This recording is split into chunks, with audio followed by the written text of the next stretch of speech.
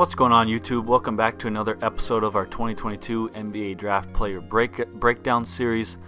In today's video, we're going to be talking about a potential lottery pick, Bennedict Mathurin.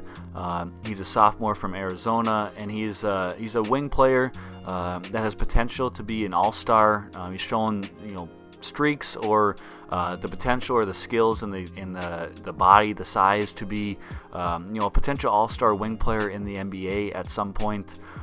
So like I said, Bennedict Mathurin was a sophomore from Arizona. He's a 6'7", 195-pound shooting guard. He is 20. He'll be drafted at 20 years old.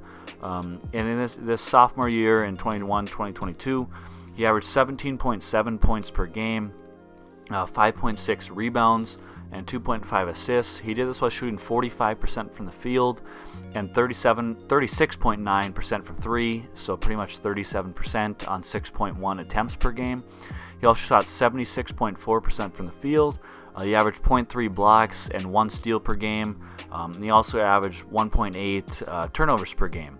So let's go ahead and look at some of the strengths of Mathurin and why he is being talked to be a potential, or to be a pretty much a for sure lottery pick in this year's NBA draft.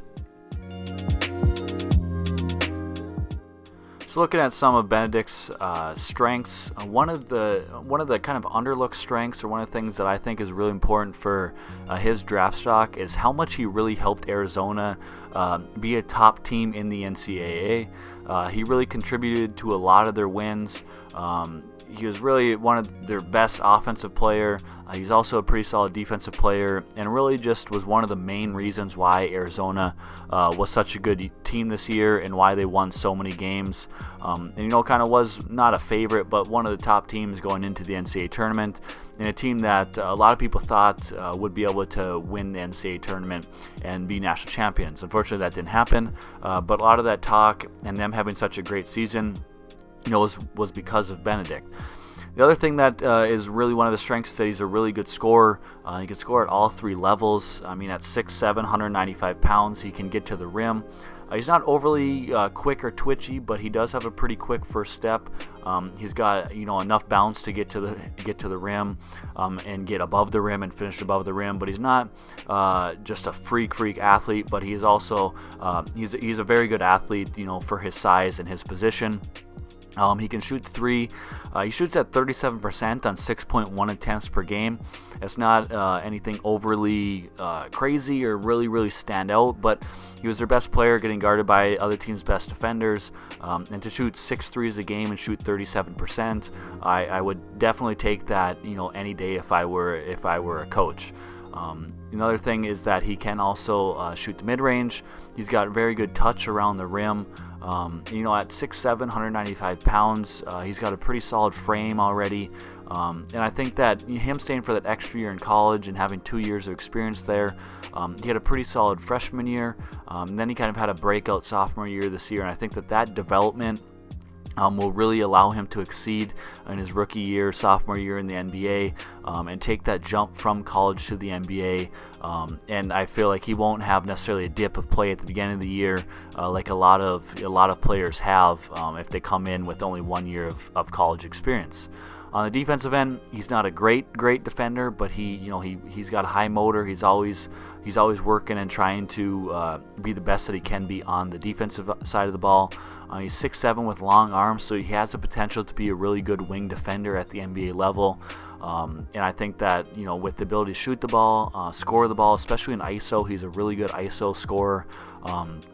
Whether that be creating separation on step back or just kind of blowing by people and finishing at the rim. He's got a lot of potential on both ends of the floor, and I think that he'll be a player that will step into the NBA and be able to contribute right away. And like I said, not necessarily have that dip in play like a lot of freshmen do, coming from college to the NBA.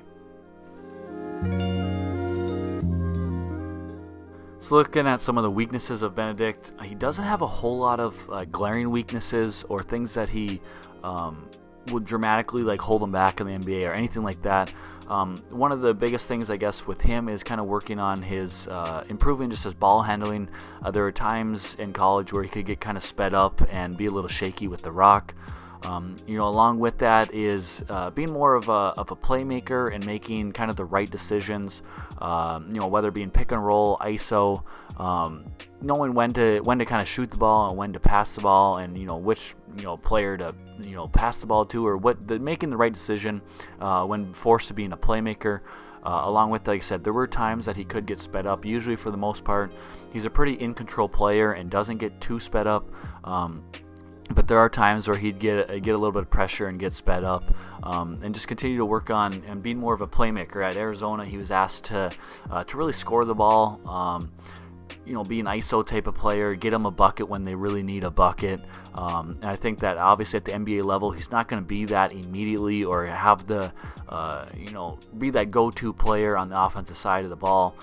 So if he could be a little bit more of a playmaker, whether it be, catch, someone swings the ball to him, catching, ripping, driving baseline or something, and making, skip pass to the opposite wing, instead of maybe forcing up a tough contested layup.